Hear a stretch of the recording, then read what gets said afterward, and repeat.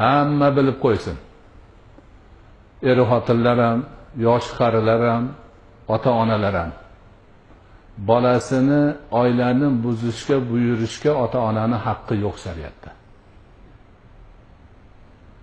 Haqqi yo'q. Haligi gap bu. Allohning arshini larzaga keltiradigan narsaga majburlashga ota-onaning haqqi yo'q. Kelin kuyov bir-birini yaxshi ko'rib, birga yashaymiz deyaptimi? Sharoit yaratib berish kerak. Erkakning tarafi ham o'g'liga xotinini taloq qilishga haqqi yo'q deyishga, ayolning tarafi qiziga shundan ajraysan bo'lmasa bolam emassan deyishga haqqi yo'q. Bu shariatdagi sobit gap bu. Bugungi sharoitdan kelib chiqib aytilayotgan gap emas. O'sha qadimgi imomlardan, Imom Ahmaddan, Imom Abu Hanifadan, ulardan oldingilardan sobit bo'lib kelayotgan shariatning hukmi shu. Bola uchun xotinini taloq qilish ota-onaga yaxshilik qilish doirasiga kirmaydi degan hammalar. Ota-onaning bolasiga oilangni buz deyishga haqqi yo'q degan gap. Ana ota-ona xotinini taloq qil desa, oilangni buz desa-yu, bolasi yo'q desa, beodob bo'lmaydi. Oq qilaman desa, oq qilishi o'tmaydi. Mana shu narsani hamma yaxshi bilish kerak. Imom Ahmad ibn Hanbal rahmatullohi alayhining oldiga bir odam kelgan shunaqa deb. Menga shunaqa ota-ona tarafdan ta'zir bo'lyapti, xotinimni qo'yish to'g'risida. Yo'q, xotinini demak qo'yib yuborish ota-onaga yaxshilik qilish doirasiga kirmaydi. Bitta Mahmadona Hazrati Umar o'g'liga aytgan-ku Abdullohga, xotinini taloq qil degan.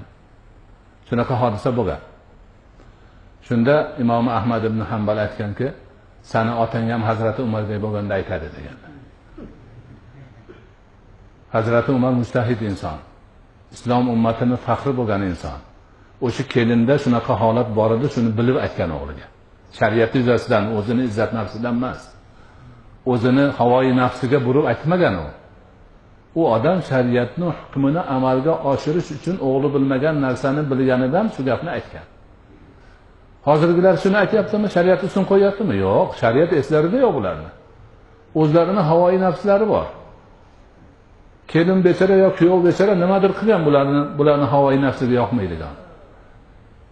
O'shuning uchun o'chini olmoqchi bular. Bunaqa narsalar mutlaqo mumkin emas. Shuning uchun bizni xalqimiz, yoshlarimiz, qarilarimiz hammamiz yaxshi bilishimiz kerak.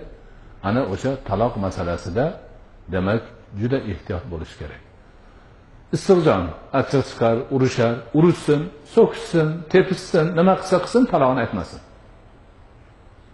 Taloqni aytmasin. Haligi gap, ertaman aytib qo'yib tushga borib yig'lab yuribdi. Qanaqa yarashaman deb.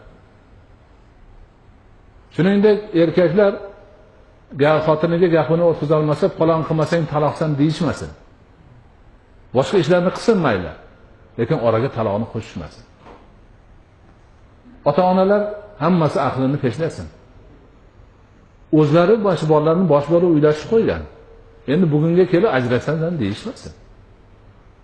O'zlarini havoyi nafsini o'rtaga qo'yib, birga yashashni istab turgan bolalarini bir-biridan judo qilib oilasini buzishga bosh bo'lishmasin bular.